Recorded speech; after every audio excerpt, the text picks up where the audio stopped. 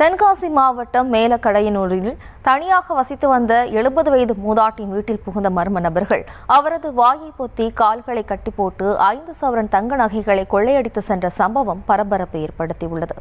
இதுகுறித்தான கூடுதல் விவரங்களோடு இணைகிறார் நமது செய்தியாளர் ஐயனார். வணக்கம் ஐயனார்.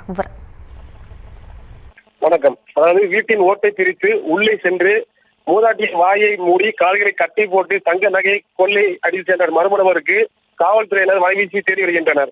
அதாவது தென்காசி மாவட்டம் மேலக்கடையூர் பகுதியில் வசித்து வருபவர் 20 வயதான மூதாட்டி கணபதி. இவருக்கு குழந்தை இல்லை, கணவரும் இல்லை. இந்த நிலையில் மூதாட்டி தனியாக வீட்டில் வசித்து வந்துள்ளார். தனியாக வீட்டில் வசித்து வரும் மூதாட்டியை நோட்டமிட்டு நள்ளிரவில் வீட்டின் ஓட்டை பிரித்து மர்ம நபர்கள் உள்ளே இறங்கி மூதாட்டி வாய் கண்ணை மூடி கால்களை கட்டி போட்டு தலைமை அருகே வைத்திருந்த தங்க நகைகளை திருடி தப்பி சென்றதாக கூறப்படுகிறது. இந்த நிலையில் மூதாட்டியின் அலறல் சத்தம் கேட்டவுடன் அருகில் உள்ளவர்கள் போலீசாருக்கு தகவல் தெரிவித்தவுடன் விரைந்து வந்த போலீசார் வீட்டை சோதனை செய்தனர். மேலும் கைரேகை நிபுணர்கள் வரவழைக்கப்பட்டு சோதனையானது நடைபெற்றது. மூதாட்டி கூறும்பொழுது 40 கிராம் நகை திருடு போய்விட்டதாகவும் 2 நபர்கள் வந்ததாகவும் யார் என்று தனக்கு தெரியவில்லை என காவலிடம் கூறியது குறிப்பிடத்தக்கது.